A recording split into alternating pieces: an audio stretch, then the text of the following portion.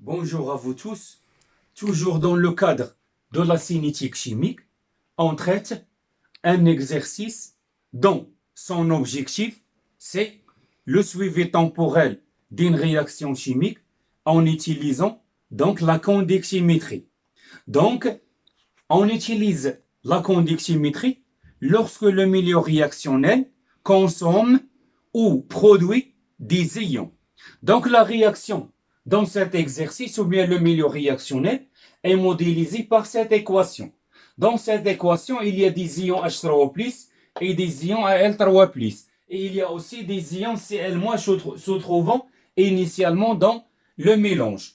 Donc, la technique utilisée, c'est la conductimétrie. Donc, avant d'aborder la solution de cet exercice, je vais faire un rappel concernant la conductivité. Donc, la conductivité d'une solution est définie par la relation suivante. C'est la somme des lambda des ions se trouvant dans la solution fois la concentration molaire effective des ions se trouvant dans la solution. Bien sûr, lambda représente la conductivité molaire ionique. Elle s'exprime en Siemens mètre carré mol moins 1. La concentration molaire effective, elle s'exprime en mol par mètre cube. Et sigma s'exprime en Siemens par mètre, c'est-à-dire Siemens mètre moins 1. Donc, il faut faire attention aux applications numériques. Si vous avez la concentration en mol par litre, donc il faut la convertir en mol par mètre cube, tel que 1 mol par mètre cube, c'est 10 puissance moins 3 mol par litre.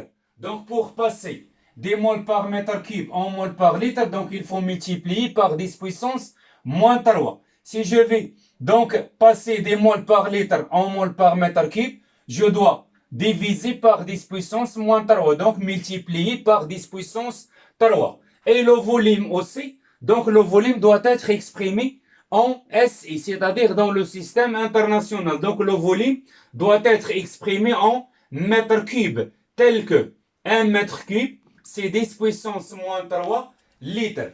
Et c'est 10 puissance moins 6 mètres, donc 10 puissance moins 6 millilitres. Donc 10 puissance 6, pardon. Ici c'est 10 puissance 3 litres. Ici c'est 10 puissance 6 millilitres. Maintenant la conductance. La conductance d'une solution est définie par la relation suivante. G égale K fois sigma. Avec sigma, c'est la conductivité. K, c'est la constante de la cellule conductimétrique.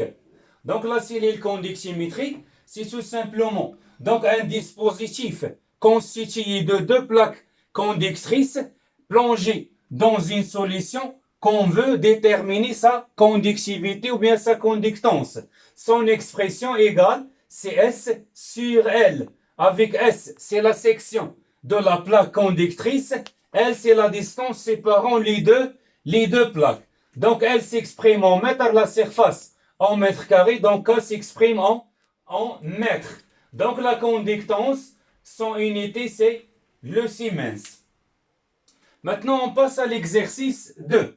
Donc, l'objectif de cet exercice, c'est donc déterminer la vitesse volumique d'une réaction en se basant sur donc, la conductimétrie. On mélange dans un bécher une masse égale 27 grammes d'aluminium et un volume V égale 20 millilitres de l'acide chlorhydrique de concentration 12 fois 10 puissance moins 3 mol par litre. On obtient la courbe représentant la variation de la conductivité de la solution en fonction des temps. Donc la réaction est modélisée par une équation donc totale 2Al plus 6H3O plus donne 3H2 plus 2Al3 plus 6H2O. Première question, dresser un tableau d'avancement et déterminer l'avancement maximal. Deuxième question, montrer que la conductivité s'écrit de la forme suivante. Troisième question, montrant que la vitesse volumique s'écrit de la forme suivante avec K. C'est une constante à déterminer. Calculons la vitesse volumique à t égale 9 minutes, puis le temps de demi-réaction en donnant les conductivités molaires ioniques des ions H3+, Al3+, et Cl- en 6 mètres carrés, mol moins 1. Et la masse molaire de l'aluminium égale 27 grammes par mol. Première question, le tableau. Donc le tableau d'avancement. Le tableau d'avancement. Donc le tableau d'avancement, c'est un tableau des quantités de matière. Donc voici la réaction. 2Al plus 6H3O+, nous donne 3H2 plus 2Al 3 plus 6H2O. Voilà, donc voici le tableau. Donc dans le tableau, il faut mentionner 3 états. L'état initial, l'état en cours de réaction et l'état final. Donc ici, c'est l'état.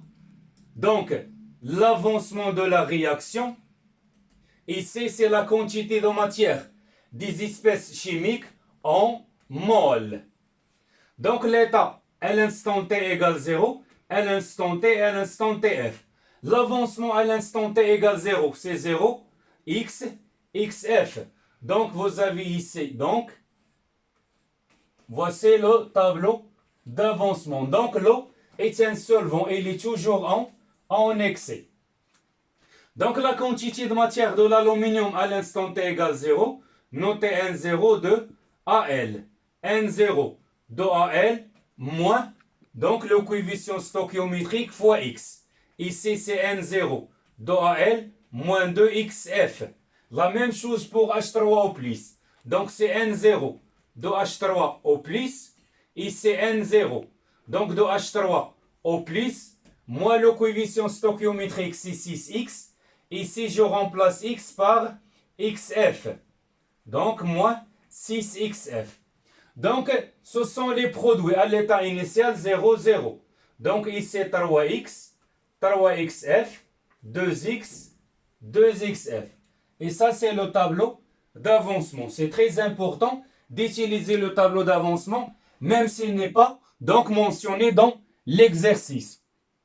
Maintenant, cherchons l'avancement maximal. Donc, l'avancement maximal est déterminé par ce qu'on appelle le réactif limitant, c'est-à-dire le réactif en défaut. Le réactif en défaut, c'est le réactif, lorsqu'il se consomme totalement, la réaction s'arrête. Voilà, donc, pour déterminer le réactif limitant, donc je dois faire des hypothèses. Donc, on suppose que, maintenant, cherchons X max. Cherchons X max, l'avancement maximal. Donc, je fais des hypothèses. On suppose que, donc, AL est limitant. C'est le réactif limitant. Donc, c'est-à-dire N final de AL égale 0. Et N final de AL, c'est tout simplement N0 de AL moins 2X max égale 0. Bien sûr, d'après le tableau d'avancement. Donc, X max égale N0 de AL divisé par 2. Donc, il faut calculer la quantité de matière d'aluminium. L'aluminium, c'est une espèce solide. Donc, pour déterminer sa quantité de matière, c'est la masse sur la masse molaire. Donc, c'est la masse de Al sur la masse molaire de Al. Donc, application numérique, la masse c'est 27. Donc, grammes, ici c'est 2 fois 27 grammes par mol. En simplifiant, donc on trouve c'est 0,5 mol. Maintenant, on suppose que l'espèce H3O+ est limitant. C'est-à-dire en défaut. Donc, limitant, bien ce qu'on appelle en défaut. Voilà donc, qu'est-ce que signifie H3O+ est limitant? Ceci signifie que sa quantité de matière à l'état final est égale à 0. Et puisque H3O+, c'est une espèce aqueuse, donc sa quantité de matière, c'est la concentration des ions H3O+, multipliée par le volume de la solution. Donc, moins tout simplement quoi? Moins 6 X max égale à 0. Donc, X max égale tout simplement H3O+, fois V sur 6. Et la concentration des ions H3O+, donc les ions H3O+, vient donc de la dissolution donc de ce qu'on appelle de chlorure d'hydrogène. Vous l'avez vu donc en première année de baccalauréat, ce qu'on appelle les solutions électrolytiques. Donc les solutions électrolytiques sont obtenues par dissolution d'un solide ionique dans l'eau. Donc HCl gaz plus H2O nous donne H3O plus Cl-. Donc le gaz, sa concentration molaire, notée par exemple C. Donc ici c'est donc le coefficient stoichiométrique 1. Donc la concentration molaire effective des ions H3O+, c'est tout simplement C. Donc c'est C fois V divisé par 6. Application numérique, vous avez 12 10 puissance moins 3 fois le volume. Donc le volume c'est 20 fois 10 puissance moins 3. Divisé bien sûr par 6. Donc 12 10 moins 3. Le volume c'est 20 10 moins 3. Donc après ce calcul fait, donc on trouve donc 12 fois 20 égale divisé par 6, donc égale, c'est 40 10 puissance moins 6, donc c'est 4 fois 10 puissance moins 5 mol. Maintenant il faut comparer les deux valeurs de l'avancement maximal. On a trouvé que la première c'est 0,5 mol, la deuxième c'est donc 4 10 puissance moins 5 mol. Donc après ce calcul fait, donc qu'est-ce qu'on obtient?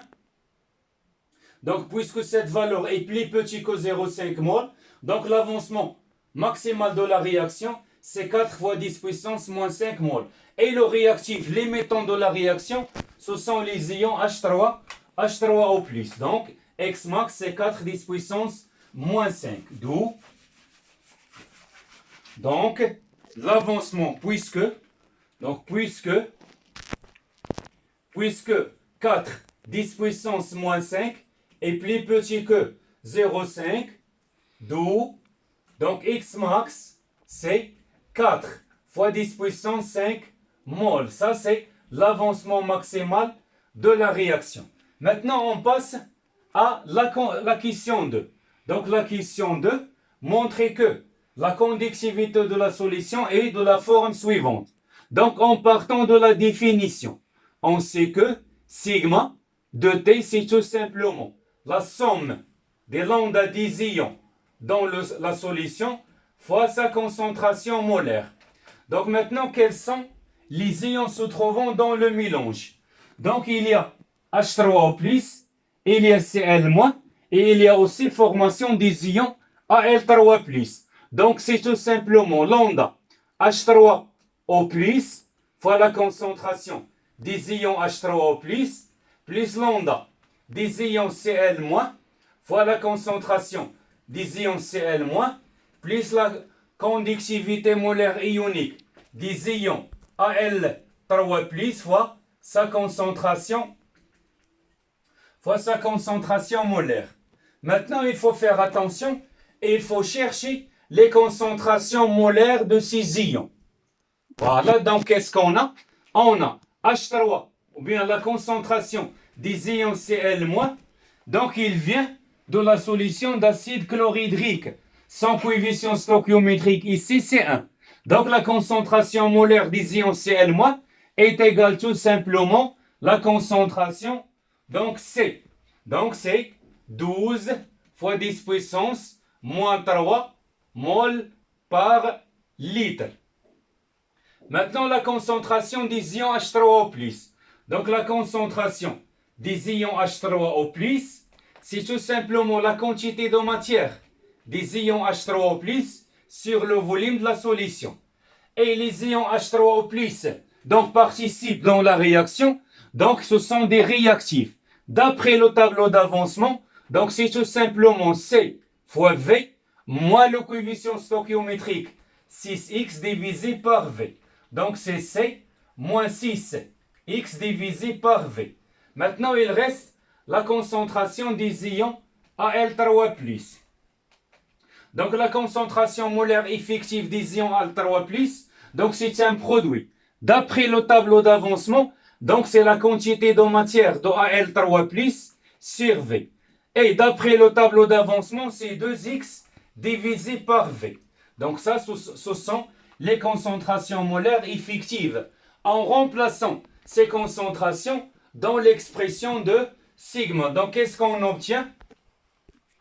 Donc on obtient la relation suivante. Voilà. Donc on obtient sigma égale lambda de Cl moins, lambda de Cl moins, fois la concentration de Cl moins ici, c'est C, plus lambda des ions H3O+, fois la concentration des ions H3O+, c'est C moins 6X divisé par V, plus lambda des ions Al3+, fois la concentration, donc c'est 2X divisé par V. Voilà, donc je vais développer ce calcul. Donc on obtient lambda Cl- fois C plus, donc lambda de H3O+, lambda des ions H3O+, fois C, moins 6 lambda des ions H3O+, sur V, le tout fois X. Voilà, donc, plus 2 lambda Al3 sur V fois X. Donc, je vais factoriser ici par C. Donc, on obtient lambda des ions Cl- plus lambda des ions H3O+, le tout fois C. Et entre les deux, je vais factoriser par l'avancement. Donc, plus le tout fois X. Donc, c'est 2 lambda de Al3 sur V, donc les deux possédant le même volume. Donc, c'est V moins 6 lambda des ions H3O+. Maintenant, on passe à l'application numérique.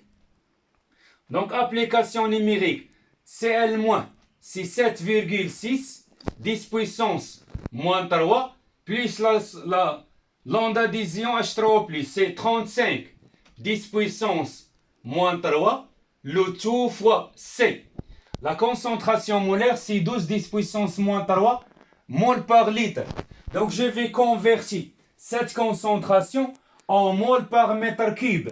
Donc, d'après le rappel qu'on a utilisé, donc la concentration devient, c'est tout simplement 12 mol par mètre cube.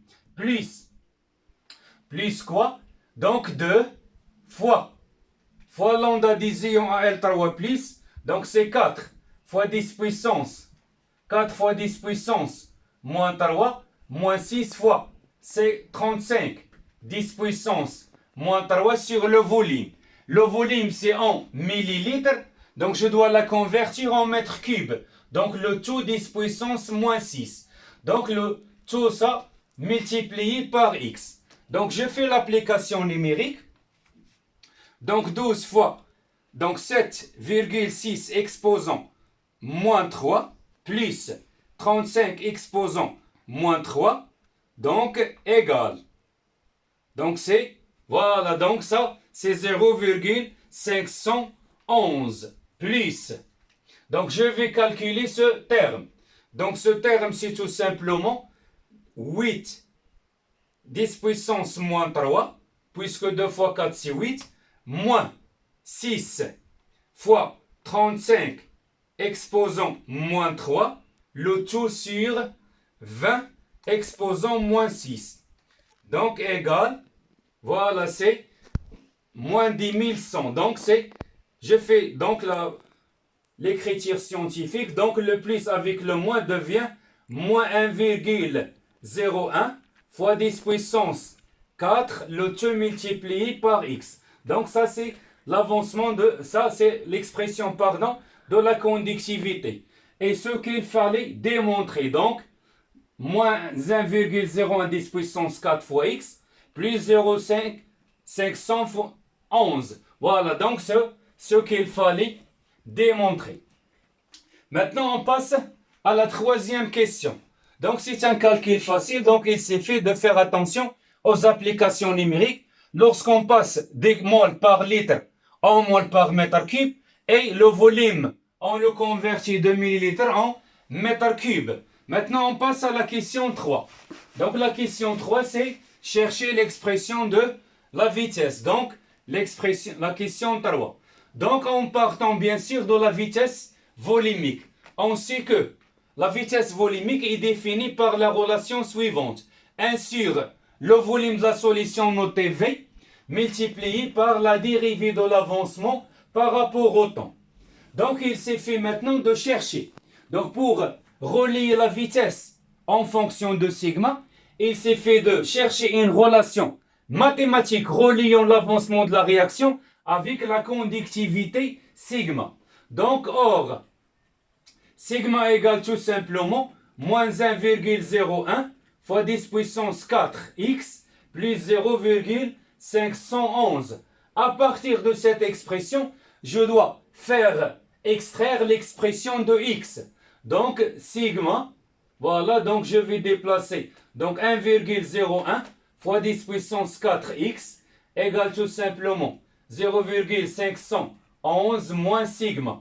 Donc, x devient 0,511 moins sigma, le tout sur 1,01 fois 10 puissance 4.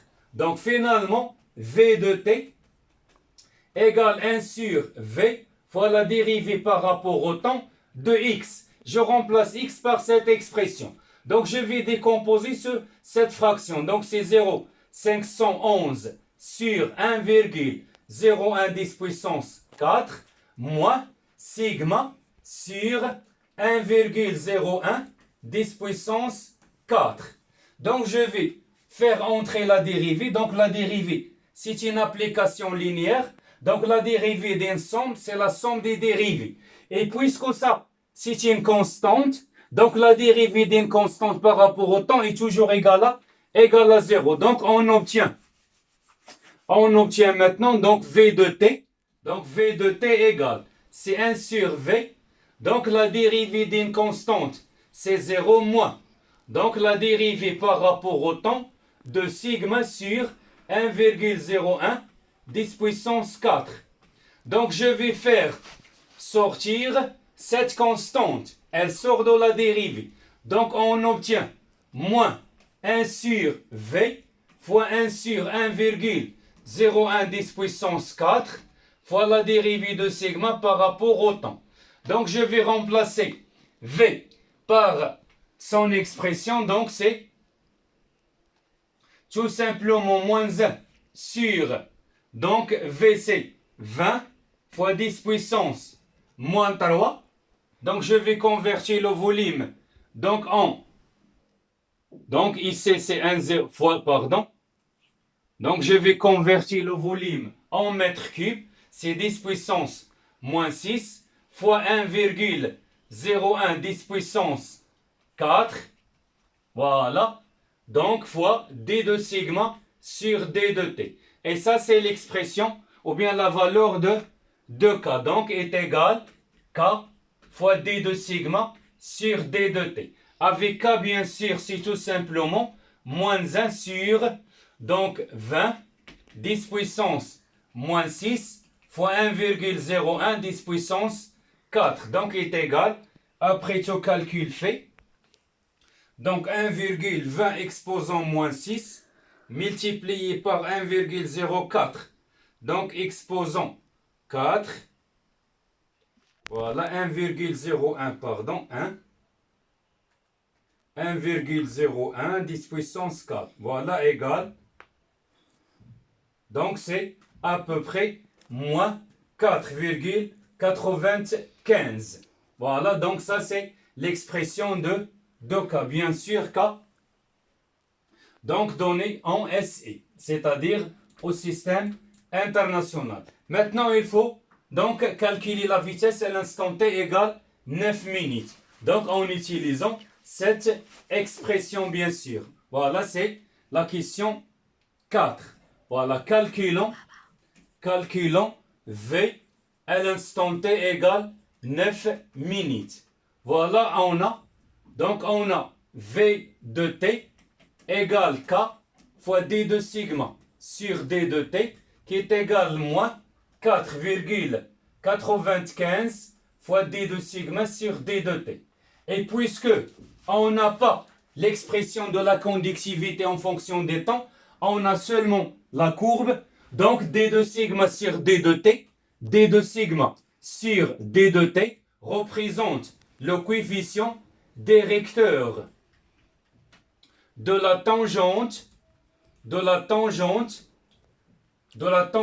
à la courbe sigma en fonction des temps. Voilà, donc il faut chercher donc sa valeur. Donc d de sigma sur d de t, c'est tout simplement delta sigma sur delta t. Donc pour ce faire, il faut choisir deux points appartenant à la tangente. Voici la tangente à l'instant t égale, ça c'est 9. À l'instant t égale 9 minutes. Donc voici la tangente. Donc il suffit de prendre deux points appartenant à cette tangente. Je prends par exemple ce point et ce point. Ou bien ce point avec celle-là, ou bien ce point avec celle-là. Donc c'est un calcul facile. Moi, donc je vais remplacer tout simplement sigma, donc par exemple ce point 0,1, 0,2, 0,3, 0,4. Donc c'est 0,4. Son origine, donc c'est 0. Le second point, par exemple ce point. Ce point son ordonnée, c'est 0,2. Donc 0,2 sur, bien sûr, l'abscisse. Donc l'abscisse, c'est 9. Donc après tout calcul fait, donc 0,4 moins 0,2 divisé par 9. Donc c'est combien? C'est moins, donc égal, moins 0,022. Voilà, donc finalement, donc la vitesse à l'instant t égale 9. Donc, V à l'instant t égale 9 minutes. C'est tout simplement moins 4, le moins 4 fois la dérivée. Donc le moins 4, le moins avec le moins devient plus. Donc c'est 4,95 fois 0,022. Donc après tout calcul fait, multiplié par donc 4,95. Donc on obtient finalement, donc c'est 0,11 l'unité. Donc c'est mol. Le volume, on a converti le volume en mètres cubes, donc c'est mètre moins 3. Et le temps, donc reste en minutes, donc c'est minutes moins 1. Et ça, c'est la valeur de la vitesse à l'instant t égale 9 minutes. Donc, maintenant, il faut faire attention, c'est que la vitesse diminue au cours des temps, toujours. Donc, puisque le coefficient directeur est diminué. La dernière question, c'est déterminer le temps de demi-réaction. Donc, le temps de demi-réaction, c'est tout simplement, donc le temps de demi-réaction, c'est la durée au bout de laquelle l'avancement de la réaction atteint la moitié de son avancement final. Donc, c'est la question 5. Calculons T1,5. On a dit que pour déterminer T1,5, donc il faut faire attention selon la grandeur qui varie. Donc, la grandeur variant dans le temps, c'est la conductivité. Donc, pour calculer T1,5, donc il faut calculer tout d'abord la conductivité à l'instant T1,5. Donc, en utilisant bien sûr la relation vue dans la question 2. Voilà, donc si vous avez ici donc la conductance et je vous demande de chercher T1,5 graphiquement, il suffit de calculer G1,5. Si vous avez la concentration, donc la concentration en fonction des temps, il faut calculer la concentration T1,5, etc. Donc selon, bien sûr, la grandeur variable. Donc qu'est-ce qu'on a? On a sigma de t égale moins 1,01 fois 10 puissance 4 fois x de t plus 0,511. Donc à t égale T1,5. Donc je vais remplacer T par T1,5. Donc sigma 1,5 égale moins 1,01 fois 10 puissance 4 fois x T1,5. Donc x de T1,5. plus 0,511. Or, xt1,5, c'est tout simplement, donc c'est xf sur 2 fois xf sur 2. Et puisque la réaction est totale, donc xf, c'est x max, plus 0,511. Donc, on trouve, c'est moins x max déjà calculé, 0,1, 10 puissance 4 fois x max. On a déjà trouvé x max, c'est donc 4 10 puissance moins 5. C'est 4 fois 10 puissance moins 5 divisé par 2, plus 0,511. Donc, après tout calcul fait, donc 1,01 exposant 4 multiplié par 4 exposant moins 5 égale le tout divisé par 2.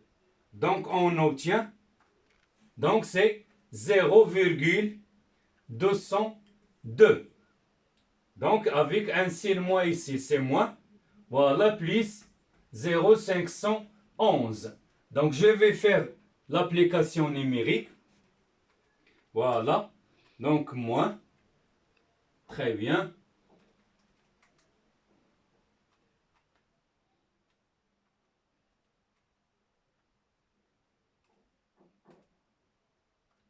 Donc, c'est 0.